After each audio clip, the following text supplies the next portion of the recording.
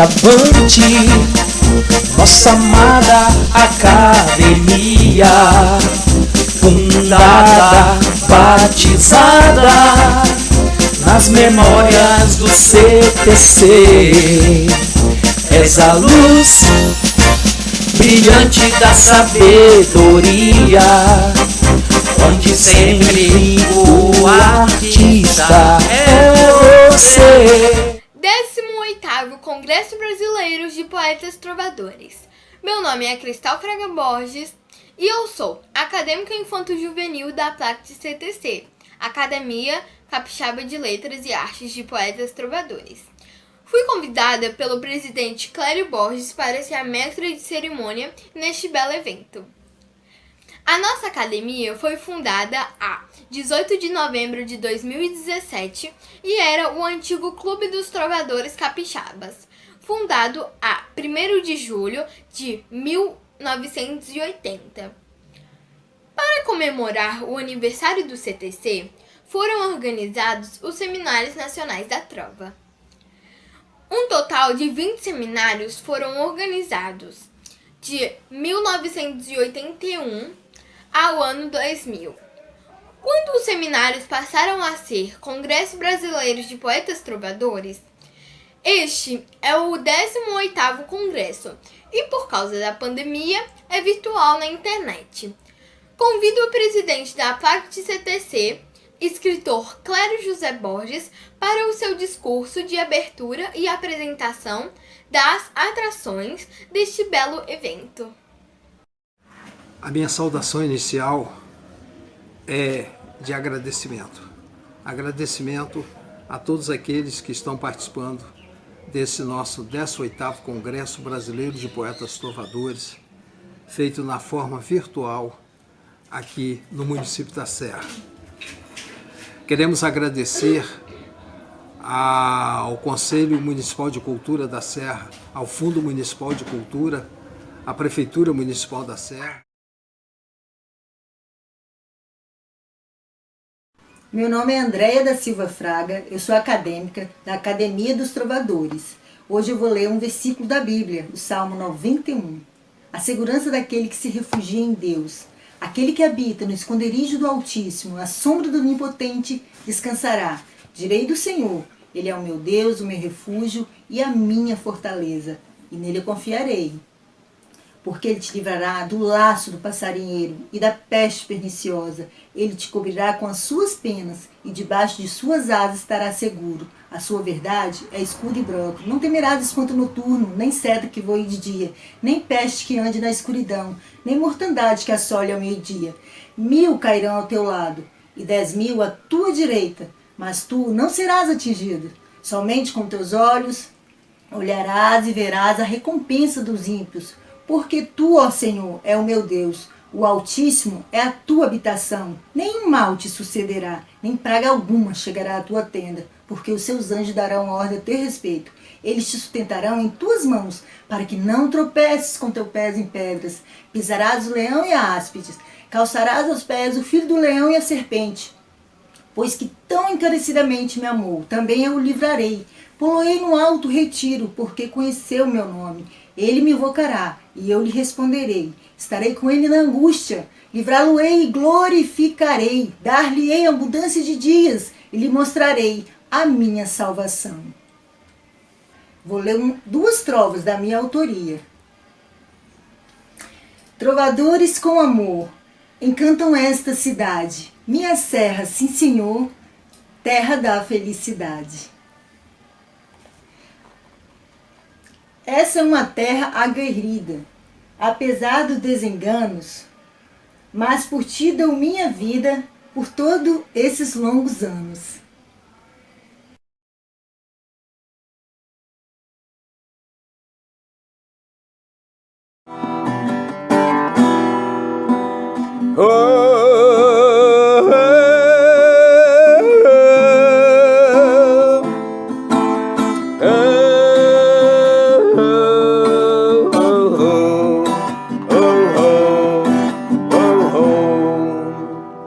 Olá pessoal, boa noite senhores e senhoras, eu sou o Beco Macedo, para quem não me conhece, Sou cantor, compositor e poeta trovador, novo acadêmico da Academia Capixaba de Letras e Artes de Poetas Trovadores, a CLAPT-CTC. Estamos aqui no 18º Congresso Brasileiro de Poetas dos Trovadores. Bom lembrar que esse congresso já é um congresso que o nosso presidente Clério Borges, Clério José Borges, esse aí ninguém esquece. Clério Borges vem fazendo esse evento há muitos anos, já estamos no 18º, é um congresso de nível nacional e eu quero dizer que estou muito feliz por estar aqui participando mais uma vez desse congresso nacional. E vou cantando aqui para vocês essa música que conta a minha história, que diz o seguinte: com apenas 15 anos, minha terra eu deixei. Fui embora pra Bahia, em Brasília eu morei. Depois vim para a Vitória, Vila Velha eu fiquei. Depois vim para a Vitória, no Espírito Santo fiquei. Oiê, oiê, aqui construí família e dinheiro eu ganhei. Só não fiquei milionário. Aqui construí família e dinheiro eu ganhei. Já faz mais de 30 anos nessa terra eu cheguei. Já faz mais de 30 anos nessa terra eu cheguei. Oiê, oiê. Era quase meio-dia, de carona eu já ia direto para a Bahia. Eu só tinha 15 anos. Minha mãe ficou chorando, de longe me abençoando, aos pés da Virgem Maria.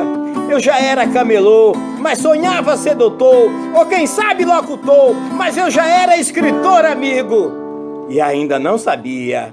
Oiê, oiê. Agora, mais uma vez, quero agradecer na pessoa do Clério Borges. Quero agradecer também todos os que estão participando desse grande evento. E essa música que todo mundo conhece, né? Chama-se Siena. Chegar de Dodge Ram, Fiorino nem pensar. Agora é de Siena que as minas querem andar. Eu já andei de Fusca e já andei a pé. Eu já andei de Bis, andei de Chevrolet. Eu já andei de Fusca e já andei a pé. Agora ando de Siena pra pegar mulher. Quando eu chego na balada, elas ficam mais agitadas, porque sabe que os fones não corro dessa parada. Eu chego na balada e elas ficam mais agitadas, porque sabe que os fones não corro dessa parada. Eu já andei de Fusca e já andei a pé. Eu já andei de Bis, andei de Chevrolet. Eu já andei de Fusca e já andei a pé. Agora ando de Siena pra pegar mulher. Ô, trem bom! Essa aqui conta uma história, chama-se WhatsApp. Essa música tem uma história interessante. Há mais de 30 anos, namorei uma garota durante 4 anos e cada um foi pro seu lado. Ela casou, teve filhos, eu também. E depois de mais de 30 anos, me vem no meu WhatsApp, no celular, uma foto, e eu perguntei assim, isso foi numa tarde. Foi numa tarde de segunda-feira, no WhatsApp você apareceu, parecia até brincadeira. Brincadeira de um amigo meu. Foi numa tarde de segunda-feira. Você apareceu, parecia até brincadeira. Brincadeira de um amigo meu. Perguntei o seu nome, perguntei o seu nome, e você me respondeu o meu nome. Eu não digo, eu agora sou casado e você é um ex-amor meu. Amor meu, amor meu, amor meu. essa história aconteceu comigo e ficou assim, ela me dizendo: amor meu. E ela ainda disse no final assim: o meu. É isso aí, pessoal. Beco Macedo mais uma vez se despedindo. Muito obrigado mesmo. Tudo de bom. E eu, Siena.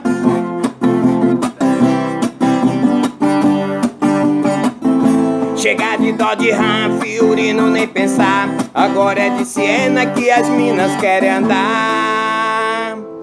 Eu já andei de Fusca e já andei a pé. Eu já andei de Bis, andei de Chevrolet. Eu já andei de Fusca e já andei a pé. Agora ando de Siena pra pegar a mulher. Quando chego na balada, elas ficam agitadas. Elas sabem que eu sou foda e não corro dessa parada. Eu chego na balada e elas ficam agitadas. Agora, Siena é pra pegar mulher, né? É isso aí, Clério Borges, é isso aí, pessoal. É isso aí, pra vocês que estão me vendo. Beco Macedo, se inscreve com K. Vá lá nas redes sociais, deixa seu joinha e participe. Ligue para 997-363450 que eu estarei no seu evento. Grande abraço.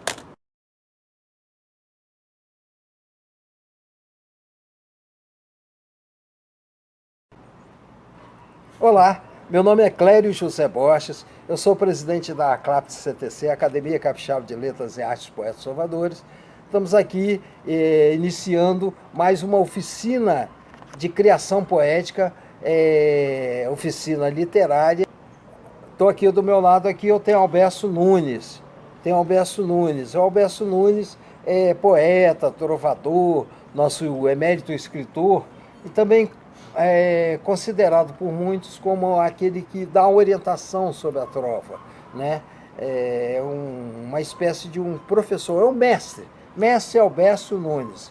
Mestre Alberto Nunes, da nossa academia também, a Academia Capixaba de Letras e Artes Poetas Trovadores, e ele pertence também, correspondente da Academia de Letras e Artes da Serra, e é um amigo nosso de longa data. Em 1980, nós fundamos o Clube dos Trovadores Capixaba, né? E Alberto estava lá em 1981, participou do Seminário Nacional da Trova, realizado lá na rua 23 de Maio, na Prainha, em Vila Velha, e nós tivemos essa oportunidade de nos conhecermos, né? E sermos amigos até hoje. Já são mais de 40 anos, são 41 anos já de convivência, tendo como tema principal a poesia, a trova. O que é a trova? A trova é uma composição poética de 4 versos só. Em poesia, cada linha se chama verso. Com rima, tem que ter rima e sentido completo. Então, o poeta, a vantagem da trova é essa. O poeta consegue sintetizar, quer dizer, consegue resumir toda uma mensagem em 4 versos somente. E ainda coloca rima, coloca cada verso metrificado, 7 sílabas poéticas, e além da metrificação ele consegue dar um sentido completo. Então essa é a beleza da trova. Tem muitos poetas aí, pseudos poetas, se dizem poetas, mas rimam poesia com melancia, que não tem nada a ver, entendeu? Tem pseudos poetas aí também, que torcem o nariz para a trova, fala que trova é subliteratura, porque ficam colocando na cabeça aqueles versos de alguns trovadores, repentistas nordestinos, que às vezes no dedilhar da viola de uma apresentação, às vezes cometem erros gramaticais.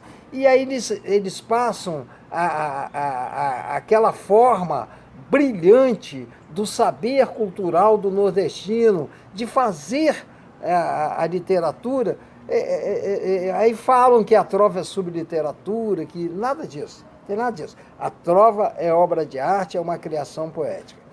Alberto vai ler 3 trovas agora, de sua autoria, da autoria dele, para mostrar para vocês a importância da trova e como o trovador consegue sintetizar, resumir a mensagem em 4 versos. Alberto Nunes Vieira Machado, nosso amigo. Pode falar à vontade, se apresenta inicialmente, quem é você? Sou Alberto Nunes Vieira Machado, acadêmico, titular da ACLAPT CTC, Academia Capixaba de Letras e Artes e Poetas Trovadores.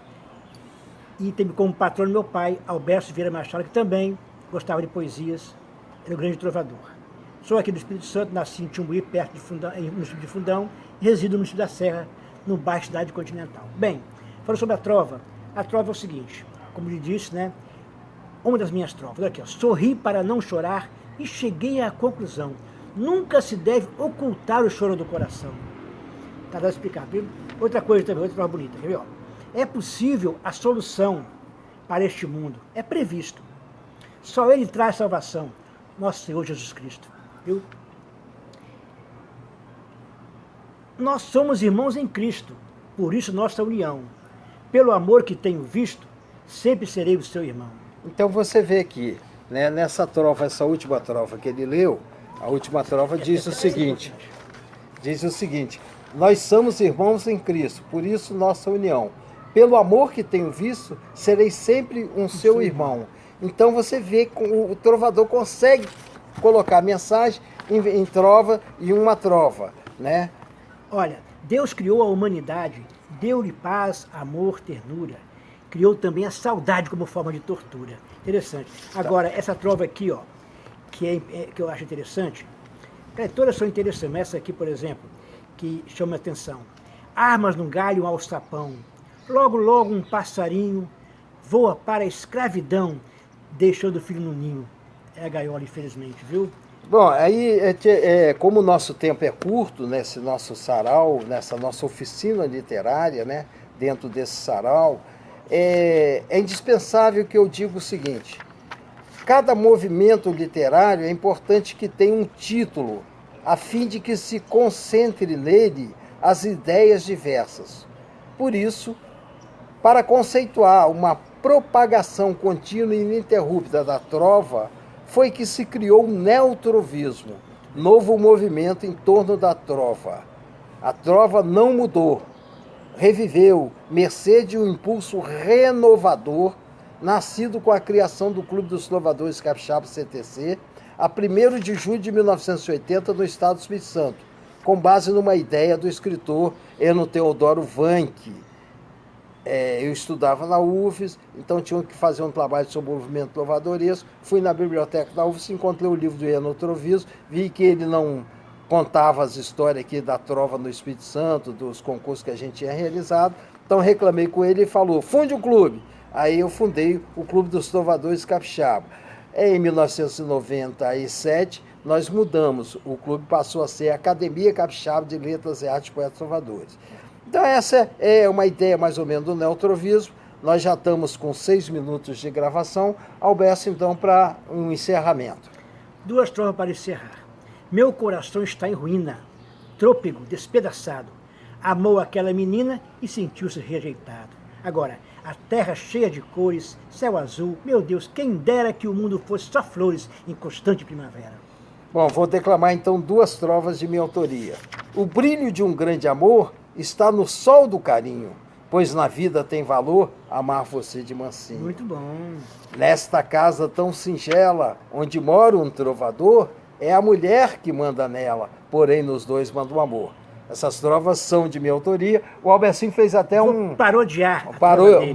Uma paródia. Paródia é você fazer uma outra coisa, fazendo um duplo sentido daquilo que foi dito. Então, a paródia. Na minha casa eu sou mudo, sou apenas trovador. É a mulher que manda em tudo, porém nos dois manda o amor. Isso, tá vendo? Isso aí, então, é o que é o nosso movimento, o nosso trabalho literário sobre a trova. Obrigado dessa oficina poética. Tudo bem? Hoje eu sou Ângela Veríssimo. Sabe por quê? Porque um dia eu estava no shopping após a aposentadoria e ouvi alguém falando de cultura. E me aproximei do palco e tive a oportunidade de conhecer Clério Borges. Dali para frente, a minha vida mudou. A minha vida é da minha família. Mudou no sentido, assim, literário.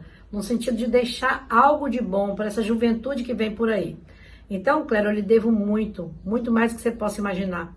Na nossa jornada, muitas pessoas passam na nossa vida, mas alguns e bem poucos deixam sementes. E você, Clério, fique sabendo, você deixou sementes, mas muito, muito importantes na minha vida, tá? Passei a escrever, a admirar, a tirar coisas boas de dentro de mim para deixar para outras pessoas. Que você continue essa pessoa assim, iluminada, abençoada, pessoa família, religião, uma pessoa preocupada e empenhada em deixar algo de bom pela cultura do Espírito Santo e do Brasil, né? E pela história aqui da cidade da Serra.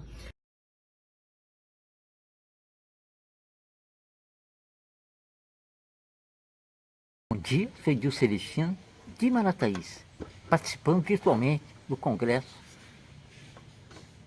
dos Trovadores. Meu tema? Roubo de impostos, base no meu livro, Limite, Século, Vitória, Verdades ou Magias. Linha do tempo.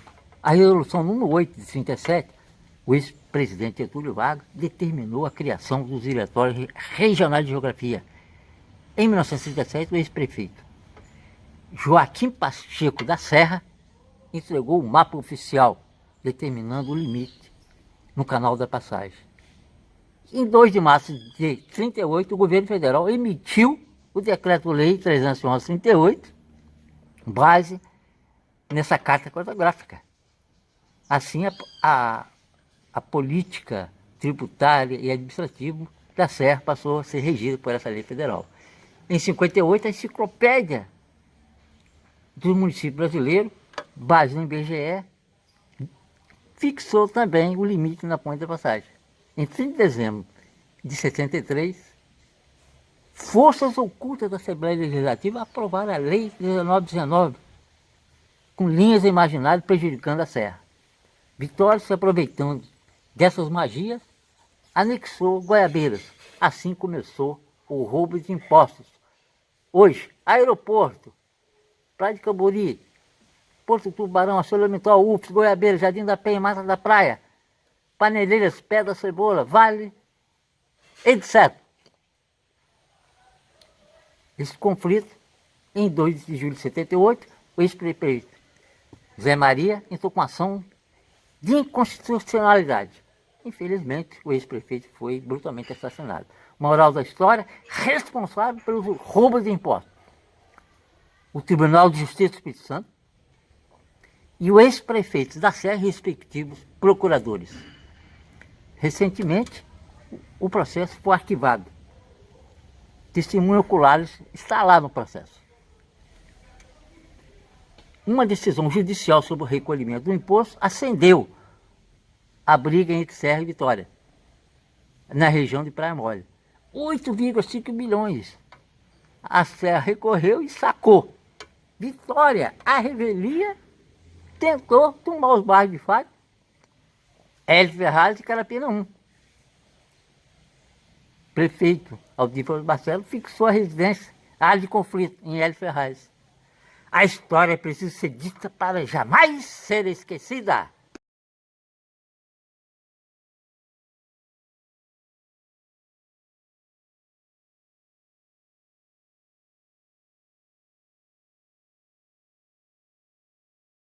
Olá pessoal, aqui é o professor Irineu Cruzeiro, de Serra, Espírito Santo. Primeiramente eu gostaria de agradecer ao nosso presidente da ACLAPT-CTC, Clério Borges, pelo maravilhoso evento de promoção da literatura, né, e da cultura, tanto do Espírito Santo quanto do Brasil. Estou aqui para falar para vocês sobre a reedição que eu fiz do livro Insurreição do Queimado, de Afonso Cláudio. Trata-se de um livro que descreve a maior revolta dos escravizados na província do Espírito Santo. Na época, o Queimado pertencia à capital Vitória, ao território da capital Vitória. Posteriormente, nos anos 30, passou a pertencer ao município da Serra, que herdou toda essa história, toda essa cultura. O livro mostra a luta dos escravizados, né, da província do Espírito Santo pela liberdade. Né. é uma leitura excelente, é um documento histórico que primeiramente foi publicado no ano de 1844 por Afonso Cláudio, posteriormente em jornal em 1927, em 1977 pela Fundação Cecília Anabel de Almeida e em 1999. Depois disso, a fundação foi extinta, né? O livro não foi reeditado. Hoje, era muito difícil encontrar esse livro à venda. Esse livro não estava disponibilizado ao público. Somente em algumas poucas bibliotecas haviam alguns exemplares. Tomei a iniciativa de fazer essa reedição para tomar de volta esse importante capítulo da história capixaba, da história serrana. E espero que vocês gostem. O livro está disponível para aquisição na página dos Guardiões do Queimado no Facebook. É só entrar lá, procurar a postagem que tem a orientação como adquirir o livro. Caprichei na introdução, na biografia de Afonso Cláudio, procurei reeditar, né, as notas do professor Luiz Guilherme Santos Neves, que foi o autor da reedição de 99, e espero que seja de ajuda para estudantes, pesquisadores, leitores em geral, que se interessem em saber sobre esse importante episódio da história da província do Espírito Santo na luta dos escravizados pela conquista da liberdade. Muito obrigado pela oportunidade. Aqui com o Irineu, que é presidente da Associação dos Guardiões do Queimado, e Teodorico Boa Morte, que é o grande historiador daqui da revolta dos negros escravos do Queimado. Irineu, com a palavra. Mostra o seu livro. Em 1884, Afonso Cláudio lançou um livro sobre a história da revolta do Queimado. Até hoje é o único livro que conta sobre a revolta na sua totalidade em forma de prosa. Em forma de verso, nós temos o livro do Teodorico, né, em forma de cordel. Mas em forma de prosa, o único livro. O problema, Clério, é que esse livro, já há décadas, né, ele foi reeditado pela Fundação Cecília Anabel de Almeida 2 vezes. Uma vez em 79 e outra vez em 99. Mas a fundação já está extinta desde 2004. E esse livro não se encontra à disposição no mercado. Né? Então, para resolver esse problema, eu fiz a reedição do livro, tá? A Insurreição do Queimado, de Afonso Cláudio, onde eu escrevi as notas, escrevi a biografia de Afonso Cláudio, né? E está aí a obra para manter viva a história do Queimado, porque, afinal de contas, a história do Queimado não morreu.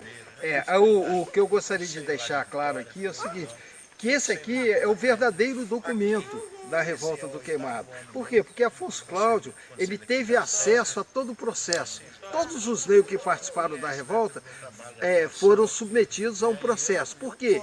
Existia um código penal da época. Existia um código penal na época. E esse código penal, ele estabelecia que os negros, ao fazerem uma revolta, se insurgirem contra aquilo que determinava a lei, entendeu? Esses negros seriam submetidos a um processo. E aí foi feito todo um processo com advogado de defesa, promotor, juiz e tudo.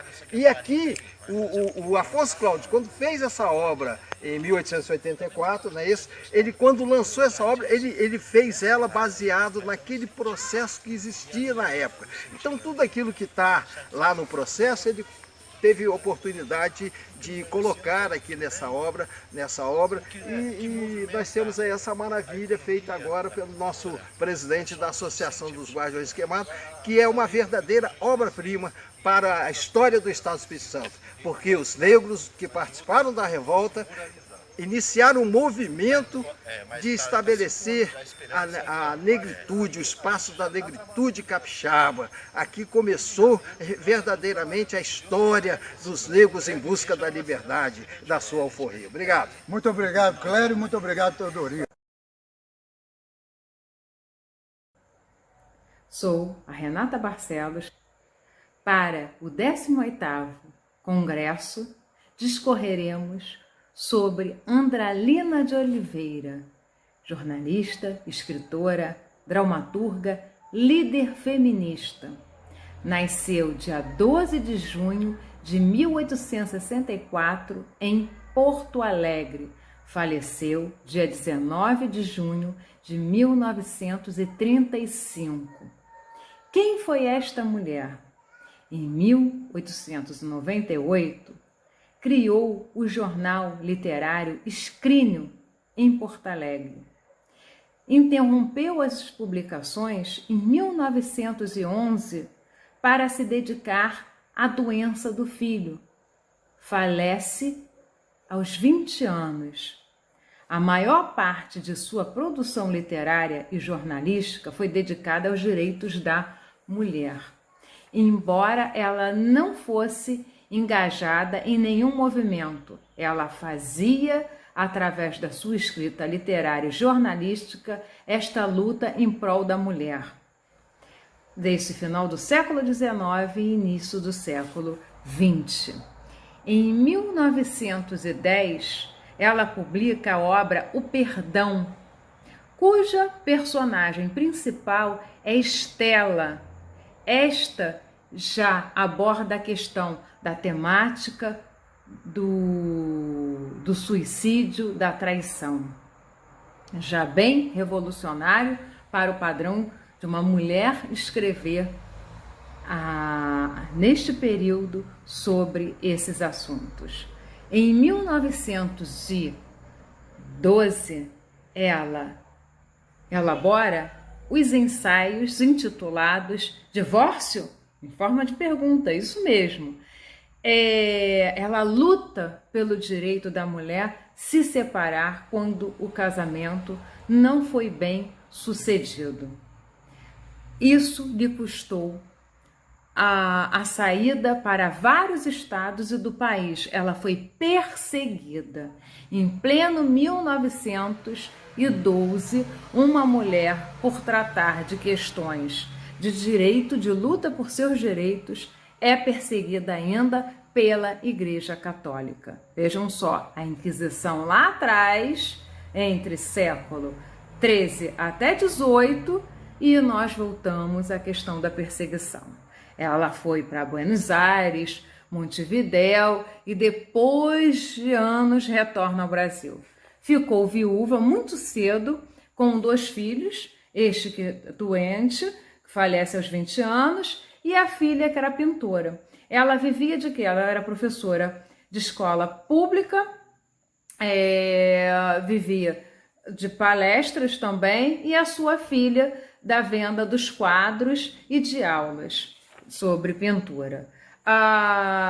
Em 1932, com a Revolução, ela foi presa. Isso desencadeou um sério problema mental e ela vem a falecer em 1935. Ela é uma mulher que se dedicou muito a dar visibilidade às mulheres apagadas na história, e ela mesma não teve reconhecimento, nem em vida e nem depois. Agora é que começamos a ter alguns estudos sobre a escritora. Foi patrona da cadeira 11 da Academia Literária do Rio Grande do Sul. Ela consegue ser patrona da academia, da cadeira 11 da Academia de Literatura do Rio Grande do Sul.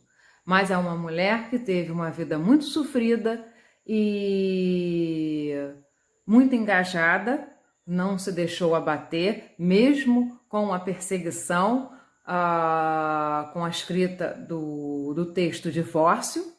Ela segue em frente, mas a revolução faz com que ela tenha, então, desencadeado sérios problemas mentais, e isso a leva a óbito 3 anos depois. Fique aqui a leitura, a sugestão de leituras, a obra O Perdão, Divórcios, dentre outras obras que ela escreveu. Olá a todos e a todas. Aqui é Sol Figueiredo. Sou poeta, escritora e também artista plástica, presidente da Academia de Letras do Brasil, seccional Campos dos Goytacazes, no interior do Rio de Janeiro. É uma satisfação estar com vocês no Congresso Brasileiro de Poetas Trovadores. Um abraço a todos. Olá, eu sou Horácio Xavier, estou presidente da Academia de Letras de Vila Velha. A Academia de Letras de Vila Velha tem 73 anos e vem, nesse período, fazendo um trabalho de valorização e incentivo à literatura capixaba e principalmente aos escritores canelas verdes. Estou muito feliz de estar participando desse sarau. Espero que eu consiga transmitir aquilo que eu sinto através dos poemas e que isso possa tocar o coração de cada um de vocês, tá bom? Dizedor de sentimentos. Dizer sentimentos é um caminho sem volta, sem saber da ida, sem prever a partida. Dizer sentimentos é vida, beleza incontida, solidão bem sentida. Dizer sentimentos é mais que a sorte, mais que a prole, mais que a própria morte. Dizer sentimentos é expelir, é ter orgasmos de sentir. Da imortalidade da palavra. Palavra não se quebra, não perde a linha, não enverga. Palavra não se rasga, não perde o ponto, excita e deixa a marca. Palavra não se corta, não perde o prumo, mantém-se viva depois de morta. Palavra não se perde, permanece, esparrama, espalha e cresce. Só restos. Nada mais me resta, a não ser a resposta certa que não quer brotar. Nada mais me resta, a não ser a porta aberta para que eu me vá. Nada mais me resta, a não ser a decisão incerta dos caminhos que há. Nada mais me resta, a não ser olhar pela fresta o choro que virá. A arma da paz. As pedras machucam, e feito elas, os hematomas que provocam ais. Os vidros cortam, e feito eles, as palavras que doem demais. As facas furam, e feito elas, as agressões que não cessam mais. O desrespeito assusta, mas a poesia transforma e ajuda, por ser a arma da paz que barrará a violência e nos deixará pacificamente iguais. O último. Jardim dos afetos esperados.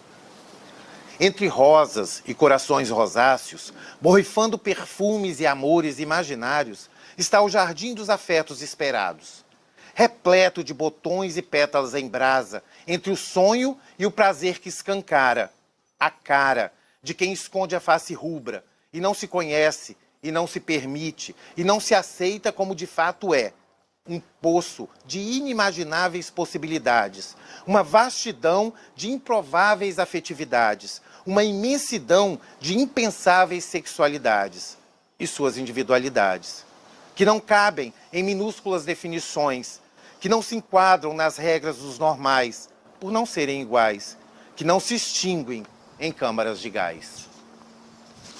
Obrigado. É com o ilustre acadêmico, presidente da Academia de Letras de Vila Velha, Horácio Xavier.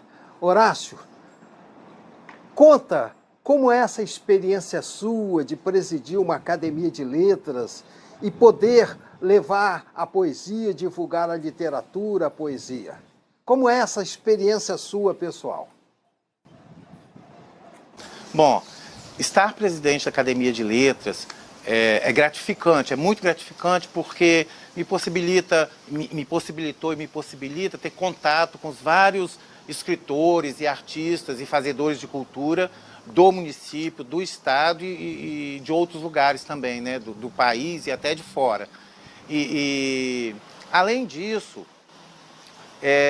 eu sou muito apaixonado por poesia, sou muito apaixonado por literatura, e estar à frente da academia possibilita que a gente alcance várias pessoas e vários locais, né? A Academia de Letras de Vila Velha promove um sarau literário mensal, promove um outro sarau litero-musical mensal também, esse fora da academia, E aí você tem a possibilidade de mostrar o seu trabalho, de confraternizar com os outros escritores, de criar oportunidades para que se fale em cultura, que se fale em literatura, porque a literatura, o livro é muito importante, né, para a vida da gente, para que a gente possa sonhar, para que a gente possa ambicionar, evoluir e construir vidas melhores e uma sociedade melhor, mais igualitária e mais humana, né, fazendo com que todo mundo se sinta igual mesmo. Então, estar à frente da academia me possibilita essas várias oportunidades, inclusive a nível escolar também, porque a gente tem um trabalho junto às escolas da rede municipal, a gente tem um projeto que chama Visita de Escritor, em que o escritor vai às escolas e os alunos estudam o trabalho daquele escritor, a literatura que ele faz, e fazem sarau, e conversam com o escritor. Então, é a possibilidade de mostrar aos adolescentes e às crianças que a literatura é importante, e que ela é importante para a vida da gente, porque a vida não é só você acordar, trabalhar, voltar para casa e dormir. A vida é muito mais do que isso, né? É você querer viver em harmonia com a natureza, com as outras pessoas e com o planeta no geral. Estamos aqui, eu sou Valcema Rodrigues da Costa, estamos participando aqui na Barra do Jucu, que é um recanto maravilhoso, cultural, poético, folclórico do estado do Espírito Santo. Estamos com o nosso presidente Horácio, nosso vice-presidente Neises, que daqui um pouco vai falar. Eu adorei os poemas de Horácio, queria que ele nos contasse onde ele nasceu, como foi que ele se inspirou, quando que surgiu essa necessidade poética de passar os sentimentos. Ele é um dizedor de sentimentos. Conta para nós, Horácio, por favor. Bem, eu sou natural de Nova Venécia, nasci em 1963, façam as contas da idade. E o encontro com a poesia, para mim, aconteceu no antigo segunda série primária, né? Quando a professora apresentou um poema para a gente estudar, escrever e copiar esse poema. E eu me encantei com o som que as palavras faziam, né? Com a rima, com a rima fonética também, não só a rima gramatical, mas a rima fonética. E aquilo foi me encantando cada vez mais. A partir daí, eu comecei a escrever, no início mais redações, aí me interessei mais por poesia mesmo, comecei a ler alguns escritores, alguns poetas, e aí comecei a escrever poesia. E a partir daí, não parei mais. Estou aqui hoje e poesia para mim é fundamental. Assim. Se eu não escrever, parece que falta o ar, parece que eu vou morrer. Então tem que escrever, às vezes fico tempo sem escrever também, já fiquei semanas, meses sem escrever, depende muito de como você está, né? Mas a poesia sempre está presente, está partícipe da minha vida. É a forma que eu tenho de colocar o sentimento para fora, de vivenciar algumas situações que até podem não ser minhas, mas que você toma conhecimento e acaba absorvendo, e aí se aposta daquele sentimento e coloca ele para frente. Como disse a Valcema, eu gosto de dizer que eu sou um dizedor de sentimento, que eu acho que o meu papel é esse mesmo. É expressar em palavras, em poesia, o sentimento que fica borbulhando dentro de mim. E me faz muito bem, eu gosto muito. Sou poeta mesmo.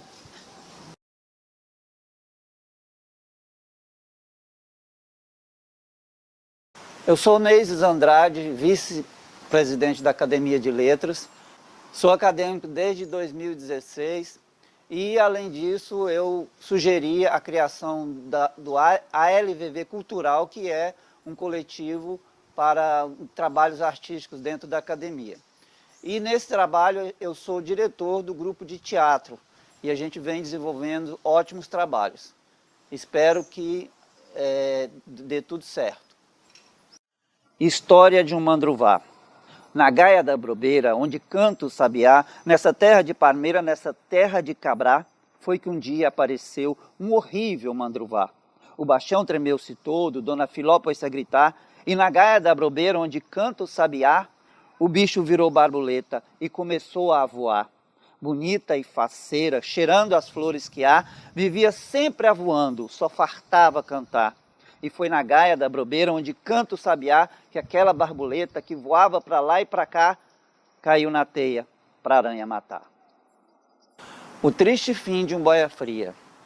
O relato do fato assim dizia: João dos Santos, brasileiro, casado, como tantos, morreu atropelado do outro lado de uma esquina. E uma menina que passava do lado oposto do sol que caía, gritou: anotem a placa, mas ninguém anotou. Era mais um boia fria que morria, vítima da história, história que ele também fazia.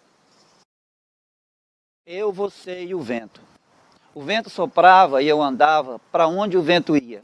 E foi numa ventania que eu conheci você. Mas como tudo era poesia, veio outra ventania e eu continuei a andar, com o vento e sem você.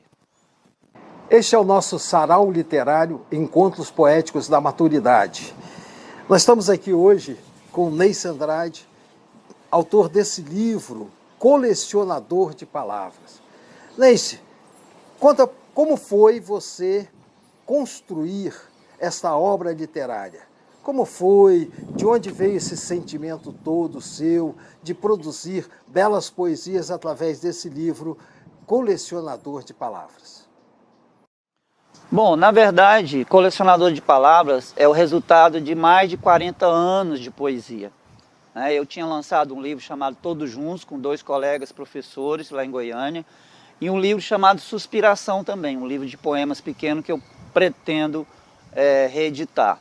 E o Colecionador de Palavras, que é um livro que tem uma capa muito bacana, ela tem uma borboleta com as palavras dos poemas, ele traz várias partes, eu dividi em partes, inclusive a primeira parte é uma parte onde eu trago poemas de 1976 a 1987, que é...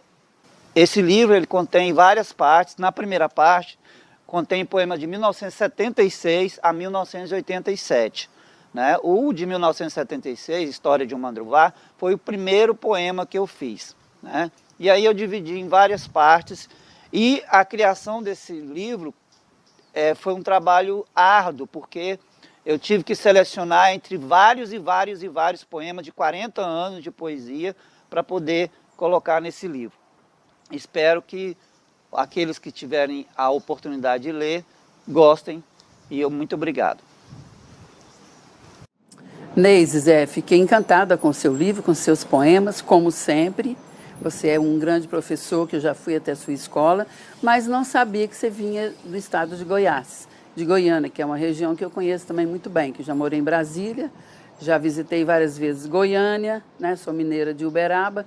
Queria que você contasse também quando que surgiu a poesia na sua vida. Foi depois que você trabalha com as crianças, com os estudantes, estimulando a leitura, ou já desde criança você escreve? Conta pra gente. E quando é que você veio para o Espírito Santo? Eu sou de Goiânia e as minhas poesias nasceram, muitas e muitas delas, em Goiânia. Tudo começou quando eu comecei a fazer o ensino médio, que na época a gente chamava de 2º grau, e eu tinha apenas 17 anos, e como sempre, é muito comum nessa situação, a gente se apaixonar pela colega de sala, e aí nessa paixão eu pensei como conquistá-la. E aí me veio a ideia de escrever poemas. Como meu avô, Venâncio Neves de Andrade, paraibano, ele era poeta, eu lia muitos poemas que ele escrevia, eu falei, quem sabe, eu tenho o dom de escrever também. E aí eu escrevi História de um Mandruvá, e aí fui escrevendo, e não parei mais até hoje. E aí, daí surgiu o meu lado poético. Quando eu passei a ser professor, eu sou formado em biologia, eu dava aula de biologia, ciências, e aí eu passei a usar meus poemas em sala de aula. Na verdade, eu conduzi muitos meus poemas pensando no aluno. Eu sempre tentei usar poemas bem musicalizados, poemas fáceis de entendimento. Eu sempre buscava fazer meus poemas pensando nos meus alunos a partir de então. Então, daí eu fiquei em Goiânia até 1987 e vim aqui para o Espírito Santo em 1988, onde estou até hoje. Já fiz vários trabalhos com poesia, com teatro. Eu sou também escritor de teatro, dramaturgo, e sou diretor de teatro. E eu acho que a arte, a poesia, o teatro está em mim. Eu como Horácio, eu não sei viver sem fazer teatro, sem fazer poesia, me falta o ar, como diz o Horácio, né?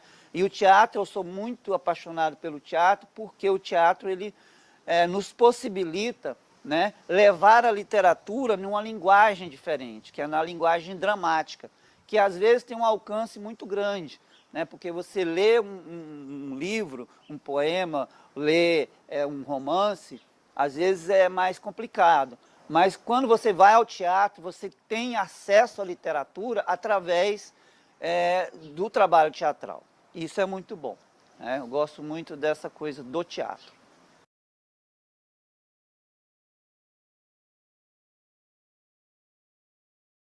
Seja como um trovador, nas juras dos seus carinhos, sabe burlar os espinhos para beijar uma flor. Que me dera ser um dia um poeta trovador, pois em trovas eu diria como é grande o meu amor. Sozinho na multidão, quem me dera estar contigo, parceiros de solidão, meu karma de vão e castigo.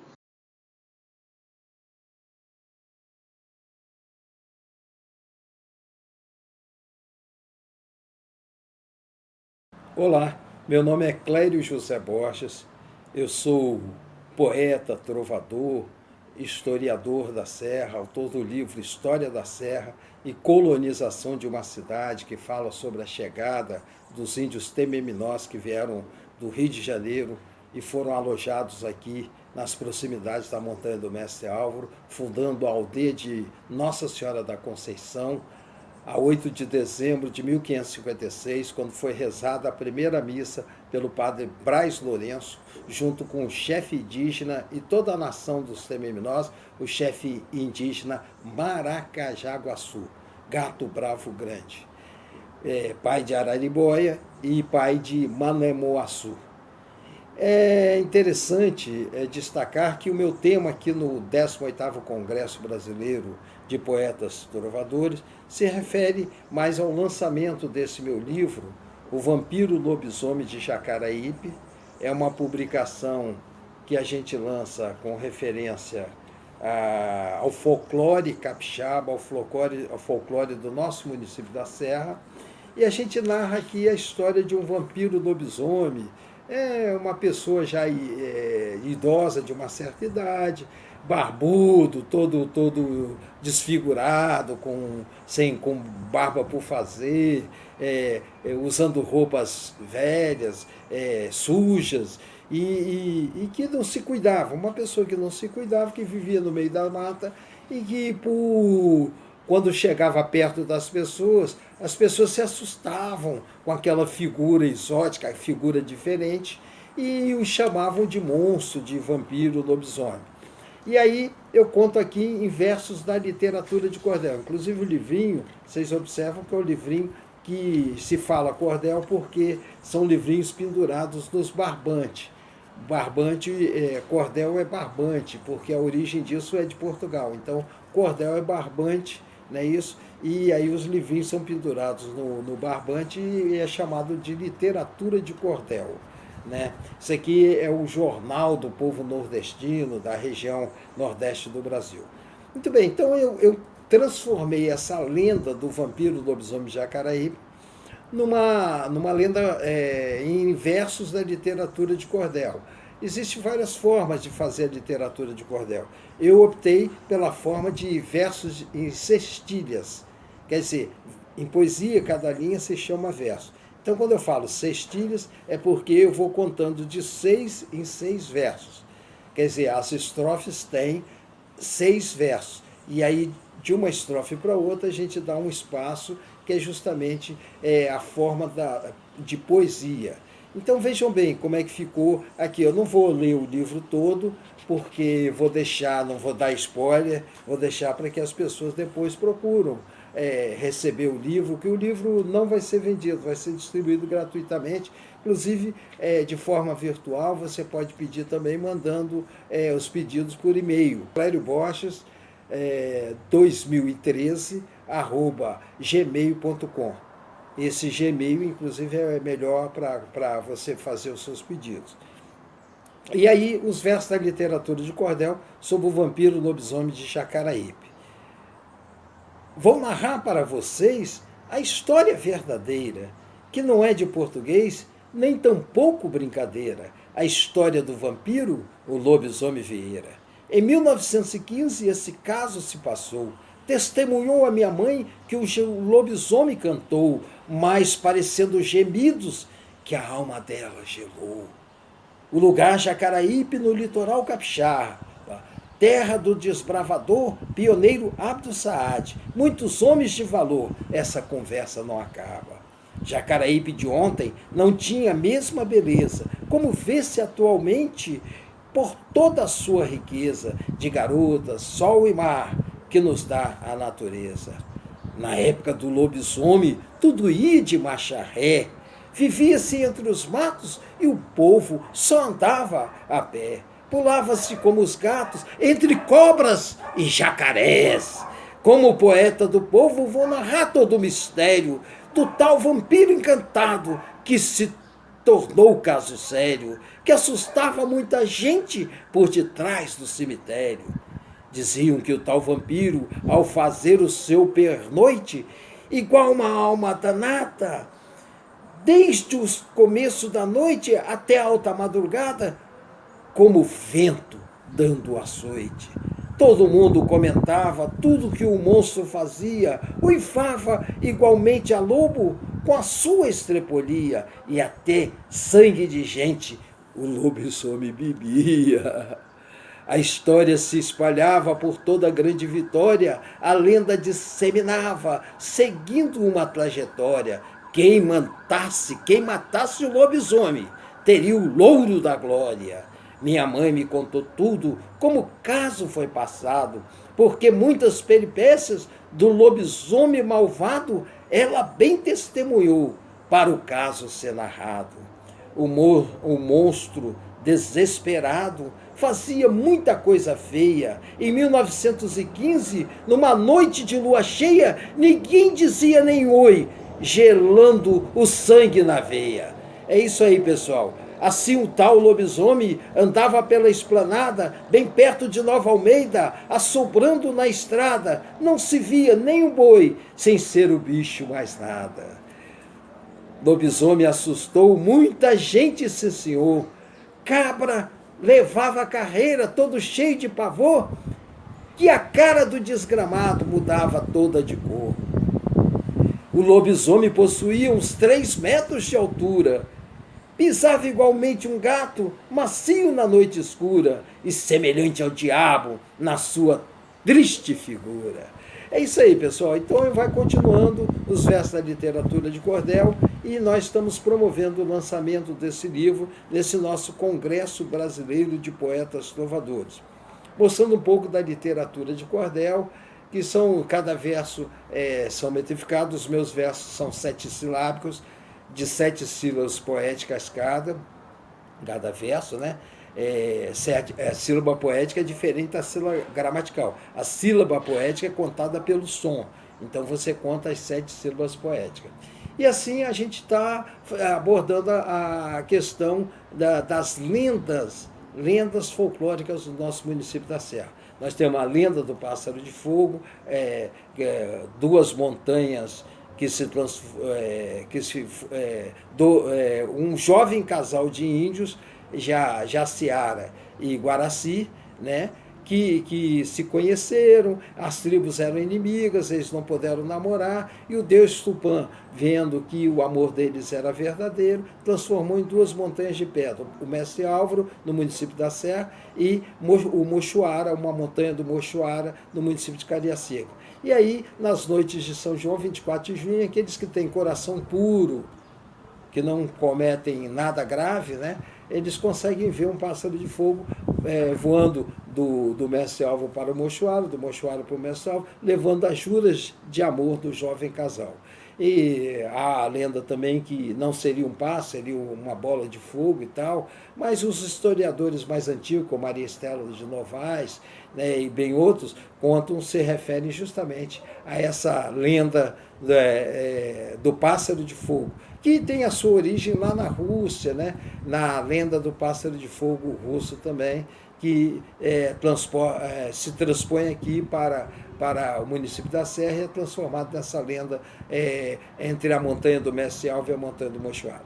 É isso aí. A gente tem aqui na Serra também as negras, que são no carnaval, as pessoas se pintam todas de preto e depois sai pela rua sujando todo mundo de preto também. Tem muita gente que não gosta, dá até BO na polícia, faz BO na polícia, né? Temos a lenda também da pata. A filha mais velha do casal tem que se chamar Inácia, senão ela se transforma em pata, e a pata, as asas tem umas facas e tudo mais. É uma lenda folclórica também que a gente pode abordar futuramente, a lenda da pata também.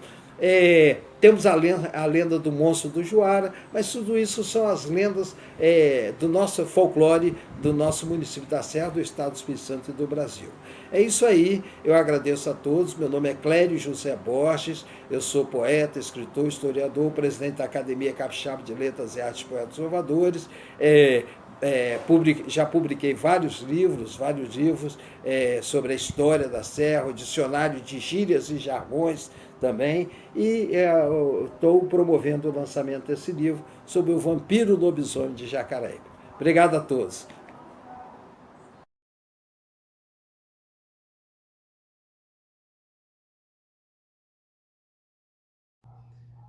Olá, saudações acadêmicas a todos. Sou Carlos Messitieri, escritor, poeta e membro correspondente, fundador da ACLAPT. Também faço parte da Academia Teixeirense de Letras, ATL. Atualmente ocupo o cargo de vice-presidente. A Academia Teixeirense de Letras ela foi fundada em 14 de março de 2016 e teve a sua instalação na Câmara de Vereadores no dia 6 de junho de 2016. Temos uma relação muito ligada com a ACLAPT, tanto a ATL frequenta as reuniões da ACLAPT, como a ACLAPT tem frequentado as nossas reuniões, apesar de que estamos em estados diferentes, são aproximadamente 400 quilômetros de distância entre a sede da ATL e a sede da ACLAPT, mas estamos sempre participando uns dos eventos dos outros. Nesse ano de 2021, temos o 18º Congresso Brasileiro de Trovadores, que vai ser realizado em Serra, no Espírito Santo, em Jacaraípe. E com certeza a ATL estará presente nesse congresso. Agora eu gostaria de ler duas poesias pequenas de minha autoria em homenagem à ACLAPT. Primeira poesia, Quem me dera. Quem me dera pudesse enfeitar o mundo, fazer uma reforma total, cadenciar o trem da história. Quem me dera acabar com a fome e fomentar a vontade de comer a paz. Quem me dera zerar as desigualdades, salvar crianças de todas as idades, endireitar este mundo torto. Plantar a alegria no quintal do admirável mundo novo. Quem me dera. E agora uma poesia a Deus.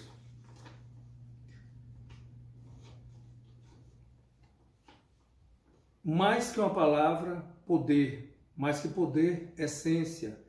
Mais que palavra, ação. Mais que ação, oração. Mais que palavra, sinal. Mais que sinal, salvação.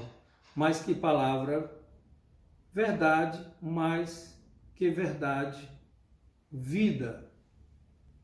Deus é o Verbo.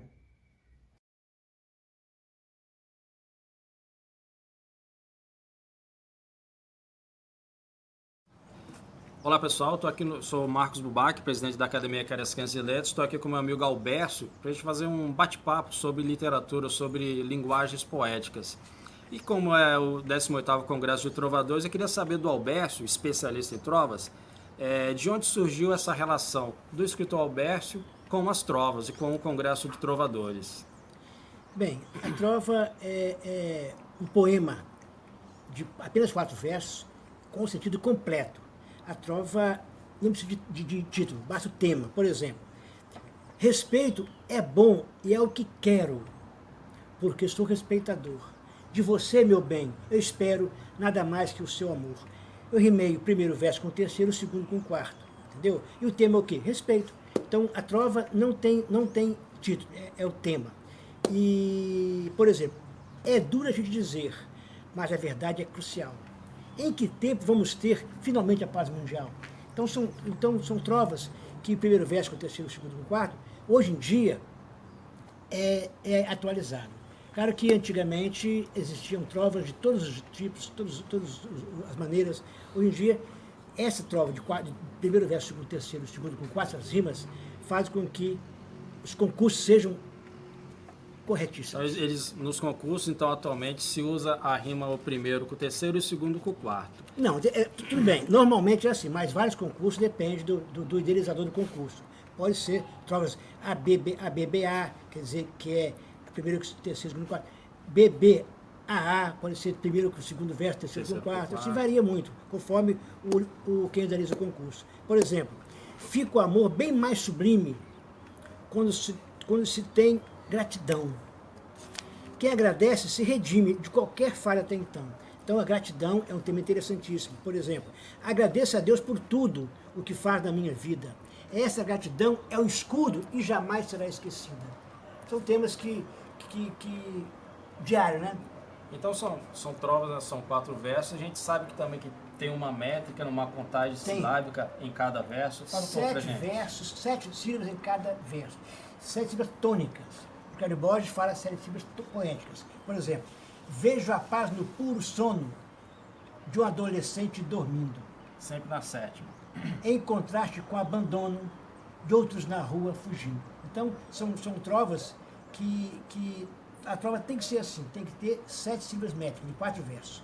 Quero um Brasil no futuro que priorize a educação, que saia de cima do muro em respeito ao cidadão. Entendeu? Então, a trova dá um recado rápido. São todos textos seus, Alberto? De minha autoria. Mas a gente sabe que a trova, né, como o soneto, são linguagens poéticas clássicas. Pode falar um pouco do surgimento dessa linguagem poética? Surgiu ontem ou surgiu a trova saiu, faz tempo? A trova é antiga. Aliás, também o soneto. Os poetas antigos, os famosos, Bilac e tal, aqueles poetas tinham trovas maravilhosas, embora a maioria delas, primeiro verso e terceiro, não rimavam só segundo e quarto, a maioria delas. O soneto, por exemplo, o soneto é uma maravilha, são 14 versos, 2 quartetos, 2 tercetos, quer dizer, são 8 versos de 4 mais 4 e 6 de 3 mais 3, somando a 14 versos, rimando entre si. É interessante, o soneto é maravilha.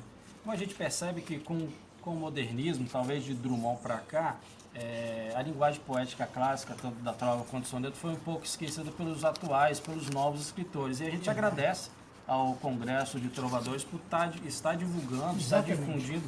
Fala um pouco da sua relação com o Congresso. Participou de todos, né?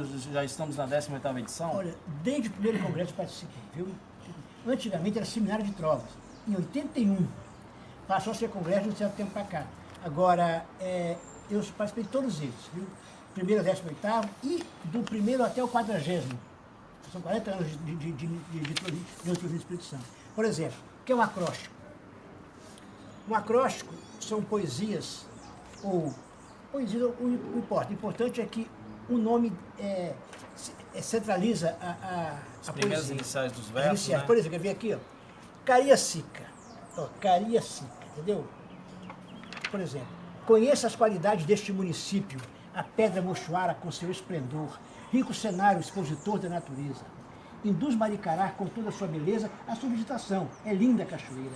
Curtir em roda d'água o Congo promissor invade a alma da gente, é festa memorável. Cariacica tem comércio variável, a se transformando em terra altaneira, de minha autoria. É um acróstico que a gente percebe que as iniciais de cada verso formam uma palavra. Por exemplo, aqui nesse livro, espera que nesse livro aqui, eu tenho de minha autoria 2 acrósticos. Por exemplo, aqui, ó. Eu estou aqui, acróstico Clarissa. Ela é minha enteada. Creio que Jeová te fez assim tão bela, lembrando aquela estrela mais brilhante, aquela que cintila a todo instante, reinando sobre outras constelações. Integridade não te falta, pois, sendo filha de Alice, comprovaste ser atuante, meiga e em contraste, amor sincero em nossos corações. Agora, Flamengo.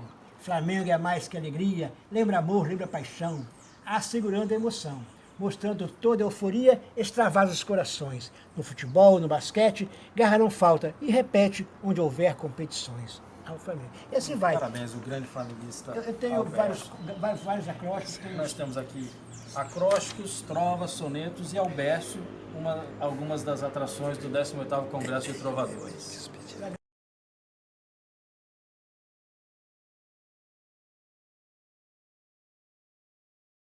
É uma honra participar da solenidade de abertura do 18º Congresso Brasileiro dos Poetas Trovadores. Meu nome é Berenice de Albuquerque Tavares, sou turismóloga, mestre em turismo, membro titular da ACLAPT, Academia Capixaba de Letras e Artes dos Poetas Trovadores. Tenho como patrona Valdeci Camelo, professora, nascida em Recife. Sou coordenadora do Comitê Consultivo da BBTur Nacional, Associação Brasileira de Turismólogos e Profissionais de Turismo, e também coordenadora de projetos especiais da BBTur Espírito Santo. Sou consultora do SEBRAE Espírito Santo, faço parte do Conselho Estadual de Turismo do Espírito Santo, faço parte do Conselho Municipal de Turismo de Vitória e faço parte também do Grupo da Paisagem de Capixaba e outros mais. Como acadêmica da ACLAPT-TCTC, fui convidada pelo presidente Clério Borges para falar das potencialidades turísticas e culturais do município da Serra, por já ter sido secretária de Turismo, Cultura, Esporte e Lazer da Serra em outros 3 mandatos do prefeito Sérgio Vidigal. O município da Serra tem 464 anos. É um município com muitas histórias e muitas potencialidades turísticas e culturais.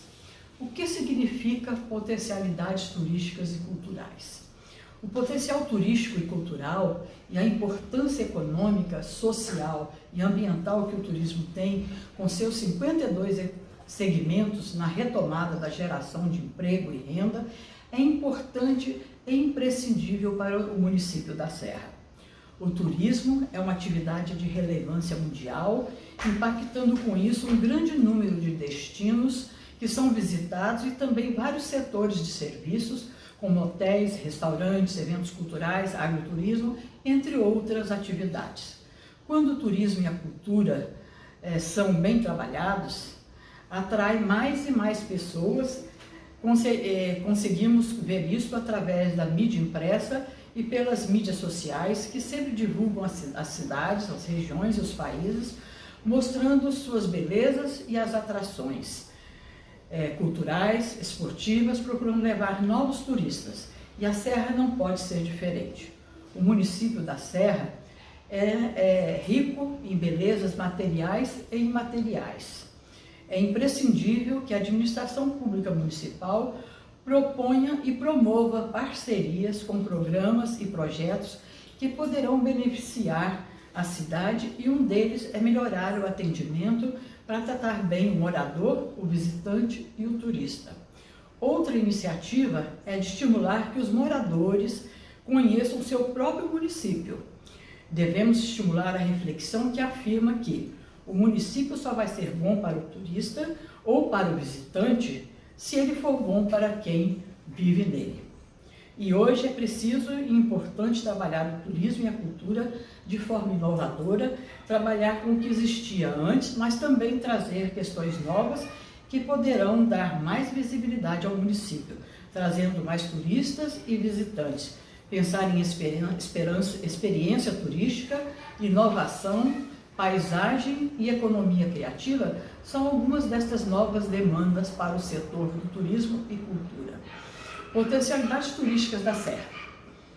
Temos as praias, com os balneários de Manguinho, Nova Almeida, Jacaraípe, Bicanga e Carapebus, belíssimas praias que atraem turistas de vários estados do Brasil e estrangeiros. Unidades de conservação, que são as APAs, APA Municipal da Lagoa do Jacunem, do Morro do Vilante, Manguezal Sul da Serra, Parque Natural de Bicanga, APA Estadual Praia Mole Mestre Álvaro, o Morro Mestre Álvaro com 833 metros de altitude, uma fauna e flora privilegiadas, piscinas naturais com águas convidativas e veios de água que formam um complexo hídrico do município, encantando assim os amantes da natureza. Várias lagoas, como Juara, Jacunem, Carapebus e outras, são lagoas com potencial para pesca, camping e esportes aquáticos. E ainda temos vários rios, e um deles, o Rio Reis Magos, e outros mais. Como patrimônio histórico-cultural, temos em primeiro lugar a Igreja e Residência de Reis Magos, localizada em Nova Almeida, inaugurada em 1615, como sede do aldeamento fundado pelos jesuítas e desde 1982 está sob a guarda do IFAM e Prefeitura. Igreja Nossa Senhora da Conceição, construída a partir de 1556, próxima ao Mestre Álvaro, inicialmente como capela. Foi o primeiro templo religioso do município. Em 1564 foi transferido para outro lado do Mestre Álvaro devido a uma doença contagiosa que assolou o local. A igreja fica na Serra Sede e teve sua construção concluída somente em 1769, rodeada hoje por uma linda praça onde ocorre parte da linda festa de São Benedito, em que o Congo da Serra, com suas bandas de Congo, estão presentes. Museu Histórico da Serra, o museu ocupa uma das construções mais antigas da Serra Sede, o casarão da família Castelo. O museu conta com a mobília que pertenceu a Judite Castelo Ribeiro, celebrada cidadã serrana, primeira deputada do Estado do Espírito Santo. A ABC Serra, que é a Associação de Bandas de Congo, festa de São Benedito, em que inúmeras bandas de Congo estão presentes. Este ano fez 175 anos de fé e tradição, lembrando sempre do grande mestre Antônio Rosa. A ABC preserva a tradição com uma oficina de instrumentos de Congo e realiza um trabalho socioeducativo com os jovens congueiros. Igreja São João de Carapina, construída no final do século XVI e tombada pelo Conselho Estadual de Cultura, a Capela São João de Carapina foi restaurada em 1995. Tem um casarão e um sítio arqueológico denominado Sambaqui de Carapina, que hoje está com vários problemas, mas que estão previstos serem resolvidos. Formiga bordadeiras, acredita-se que desde 1996, formigas começaram a desenhar nas folhas das árvores imagens sacras, paisagens bíblicas e frases sob o comando da Mãe de Jesus Cristo. Localiza-se em São Lourenço, Serra Sede. Uma lembrança interessante é que a cantora Elba Ramalho vem sempre à Serra visitar o local das formigas bordadeiras de forma calada. Ninguém fica nem sabendo que ela está presente. Sítio histórico de Queimado, construído em um importante entreposto comercial da época, Igreja São José de Queimado foi inaugurada em 1849 e foi palco de uma revolta de escravos da insurreição de Queimado, capitaneada pelo Chico Prego, que faz parte da história, contando hoje com a Lei Chico Prego. Anualmente, desde 1999, na nossa gestão, foi melhorado e no dia 19 de março localiza-se uma celebração ecumênica neste local. A igreja foi restaurada recentemente, ficando linda, podendo ser visitada. O objetivo, uma palavra da prefeitura, o objetivo foi resgatar um monumento, um museu a céu aberto, que guarda a sofrida história dos negros de Queimado. O sítio se torna ponto de inclusão e educação histórica, antropológica, patrimonial, ambiental e cultural, tendo em vista os marcos da trajetória e da memória de Queimado. O propósito é atrair visitantes, esportistas, estudantes e pesquisadores ao local e concluir um espaço cultural público, democrático e inclusivo. O sítio inclui a igreja e todo o seu entorno, além de cemitério antigo e paisagismo. Outras atividades e espaços existentes na Serra. Em Jacaraípe tem a Casa de Pedra, espaço cultural construído exótico, de forma de construção exótica, o espaço Ecoternura, ateliê, residência e jardim, super bem cuidado, Vila das Artes, entre outros. Tem a Praça Encontro das Águas, tem o Manguinhos Gourmet, realizada todo ano em Manguinhos, vila reconhecida por lei como polo gastronômico, só que neste momento está parado por causa da triste pandemia.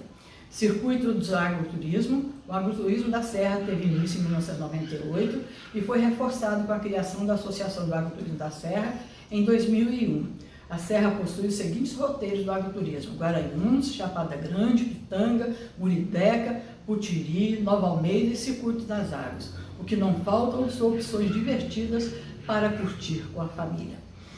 Arena Jacaraípe, complexo cultural e esportivo, com capacidade para receber aproximadamente 3,5 mil pessoas, e que foi entregue recentemente. Parque da Cidade, Centro de Estudo, Pesquisa e Conservação Bromeliáceas e outras herbáceas do município da Serra. O projeto é destinado à educação ambiental, onde o visitante encontra o bromeliário, o viveiro das plantas ornamentais da Mata Atlântica, carnívoras, insetívoras, bioativas e sensitivas, destinada à arborização do parque, escolas, praças e poderão ser também utilizadas em programa de reflorestamento. Está localizada entre os bairros Parque Residencial Laranjeiras e Valparaíso. Eventos que valem a pena participar: Festas dos Reis Magos, Festa de São Sebastião e São Benedito, e também a derrubada do mastro Serra Sede, Nova Almeida, Manguinhos, que é do Congo, Festa de Iemanjá, Feira de Mármore e Granito, Festival Gastronômico Manguinhos Gourmet, Carnaval com vários shows musicais, eventos comemorativos da Insurreição de Queimado, Festa de São Pedro de Jacaraípe, Festa de Nossa Senhora de Santana e Manguinhos, Festa de Nossa Senhora do Rosário em Pitanga, Festa de Nossa Senhora da Conceição da Serra Sede, Cortada do Mastro Serra Sede, Procissão de São Benedito e Pousada do Barco de Palermo Serra Sede, Missa do Serrano e Fincada do Mastro em São Benedito, e Encontro das Bandas de Congo na Serra Sede e Réveillon Jacaraípe Manguinhos. Terminando a nossa fala, então, dado ao exposto, considerando o efeito multiplicador do turismo e da cultura em diversos setores, é interessante que o município da Serra trabalhe o desenvolvimento das políticas públicas voltadas à economia criativa e que valoriza turismo, cultura, gastronomia, paisagem, meio ambiente, economia e muitos outros atores que fazem parte de todo este contexto, porque a Serra tem como grande vocação para o desenvolvimento da economia, gerando um diferencial para a cidade, cujo mar e montanha trazem junto com toda a cultura um diferencial no Espírito Santo e no Brasil.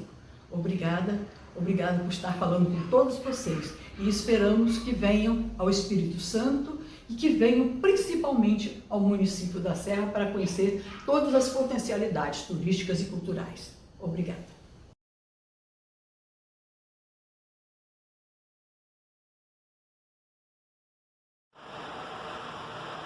Em primeiro lugar, quero parabenizar o Clube de Trovadores Capixaba CTC por seu aniversário de 41 anos e do movimento em torno da trova no Brasil, neotrovismo, e, ademais, da iniciativa da Academia Capixaba de Letras e Artes de Poetas Trovadores, nesta comemoração com a realização deste 18º Congresso Brasileiro de Poetas Trovadores nesta bela cidade de Jacareí, Serra, Espírito Santo.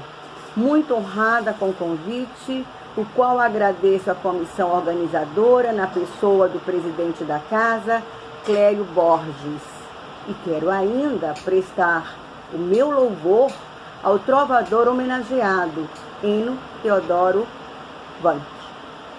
Como nordestina, escolhi este tema, o qual muito me honra, por ser mulher e por entendê-lo como de extrema pertinência se almejamos a existência de uma sociedade justa e igualitária, onde todos tenhamos os mesmos direitos de toda a ordem.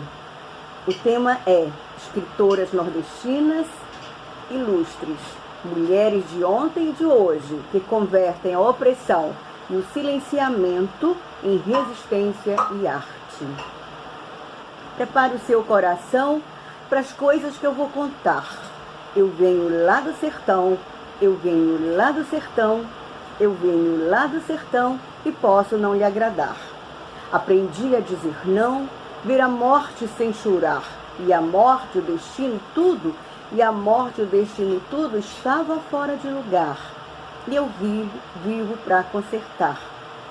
Disparada, música Disparada, de Geraldo Vandré, paraibano. No tocante à literatura nordestina, essa região concedeu e concede ainda grandes contribuições para o cenário literário e artístico brasileiro, colocando em evidência grandes nomes, tanto em quantidade como qualidade. No específico, a escrita feminina no Brasil é constatado que no fim do século XIX e começo do século XX, raramente a mulher apresentava denodo em colocar o próprio nome em suas obras. Maria Firmina dos Reis maranhense chegou a usar 2 criptônimos antes de usar o próprio nome, uma maranhense e as iniciais MFR. Maria Rodrigues Peixe, cearense, assinava como Alba Valdez. O próprio pai de Alba, somente 10 anos depois, tomou conhecimento de que a filha colaborava na imprensa de Fortaleza, Ceará. A seguir, pequena amostra do diálogo que manteve com seu pai, que retrata, em parte, valores da sociedade de então. Minha filha, você escreve um jornal? Sim, meu pai.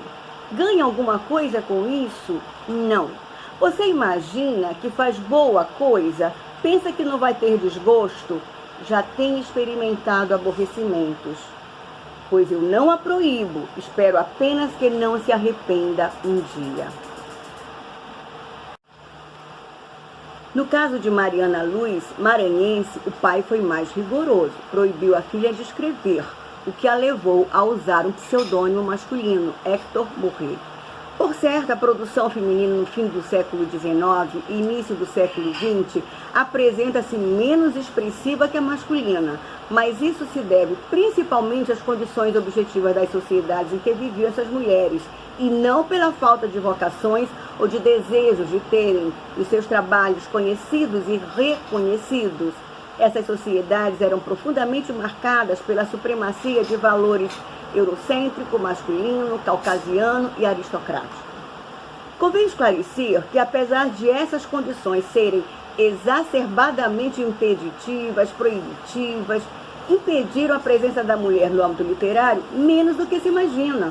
Essa circunstância é comprovada hoje devida principalmente ao desenvolvimento de vários projetos de resgate de escritoras brasileiras do passado, principalmente a partir da segunda metade do século passado. Esses projetos reúnem valiosas descobertas, tais como diários, cartas, testamentos e antigos jornais. Os jornais e revistas oitocentistas desempenhavam papel de fundamental importância no cenário político e cultural dessa época, exercendo influência sobre a opinião pública e o meio intelectual. Nesse âmbito, a atividade literária encontrou nos jornais e revistas espaços de difusão e discussão. Raros eram os periódicos oitocentistas que não reservavam um lugar em suas páginas para os assuntos literários. Os jornais e revistas divulgavam poemas, contos, romances seriados, crítica literária, ensaios, resenhas, caracterizavam-se pela simbiose entre jornalismo e literatura, que levou à incorporação de características literárias aos gêneros especificamente jornalistas, a exemplo de editoriais, artigos de fundo, reportagens, entre outros. Essa missão desses jornais permite aos pesquisadores de hoje, que se dedicam à investigação da trajetória literária no Brasil, terem na imprensa oitocentista um rico acervo de fontes primárias para o desenvolvimento dessa tarefa. Convém lembrar que nem todos os romances mais anunciados e que são conhecidos hoje do público em geral, alguns deles elogiados, recomendados por críticos que gozavam de prestígio na época, sendo por isso de grande sucesso no século XIX, ficaram totalmente esquecidos posteriormente e, consequentemente, não entraram para o cânone.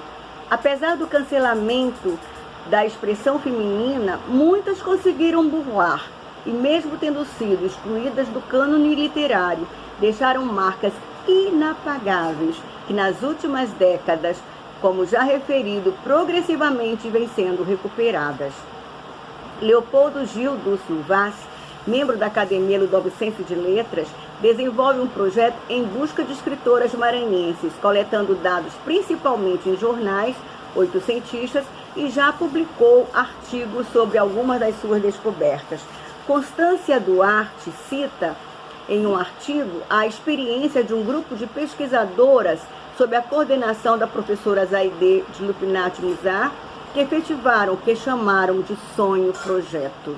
Esse sonho-projeto foi desenvolvido nas décadas de 1980 e 1990, com o objetivo precípuo de resgatar escritoras brasileiras do passado, inclusive por região, coletando os casos das nordestinas. A professora Zaide afirma que o apagamento de escritoras do século XIX é sobretudo político, pois acentuadamente as mais atuantes, as feministas, não tiveram inserção do seu nome e da sua obra no cânone literário brasileiro.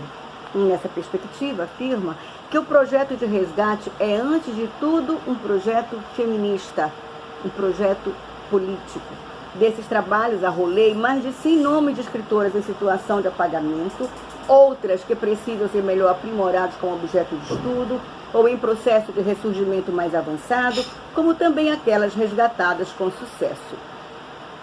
Trago como exemplo o nome e a obra de Maria Firmina dos Reis.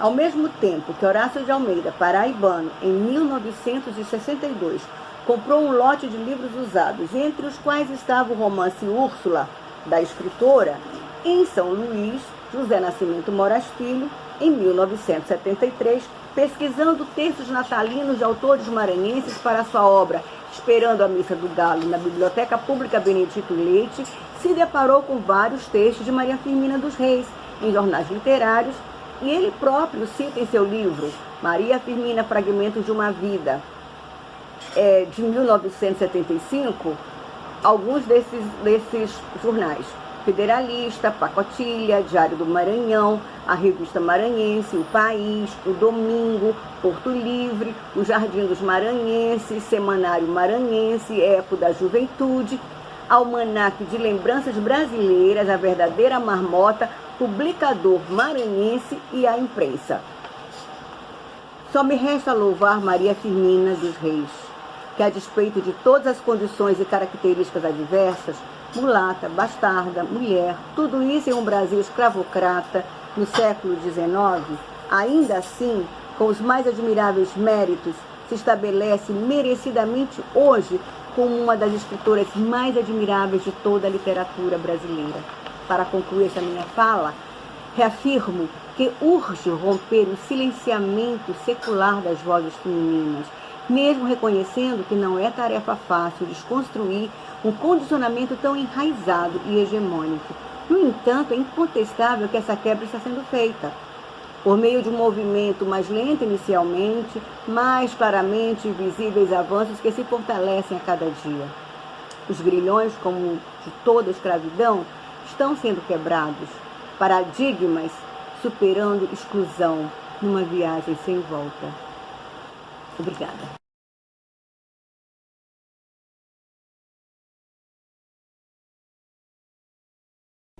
Hoje é dia de alegria. Estamos aqui para comemorar o 18º Congresso Brasileiro de Poetas Trovadores. Eu sou Adriana Dutra, maestrina, poeta, escritora, compositora, arranjadora, acadêmica fundadora efetiva da Academia Capixaba de Letras e Artes de Poetas Trovadores, titular da cadeira número 32, e tenho como meu patrono o trovador José Rocha Ramos. Hoje eu vim trazer um pouquinho do meu trabalho. Apesar das dificuldades em desenvolver nossas atividades artísticas devido ao isolamento, as pessoas que vocês virão comigo nesta apresentação são todas da minha família.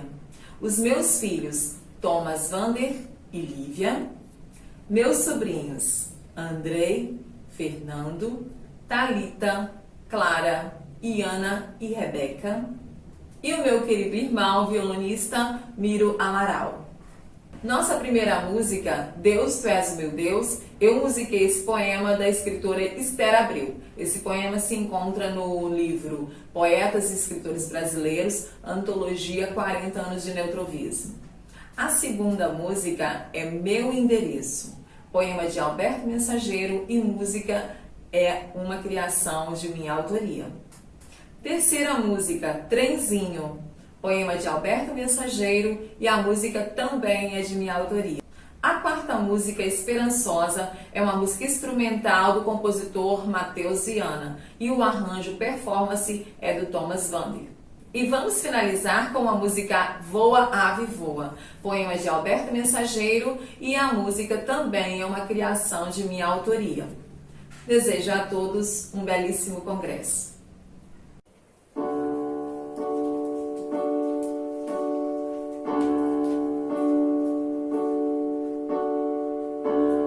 Deus, Tu és o meu Deus, busco a Ti, Senhor, busco a Ti, Senhor, da glória da vida, para umedecer minha árida vida.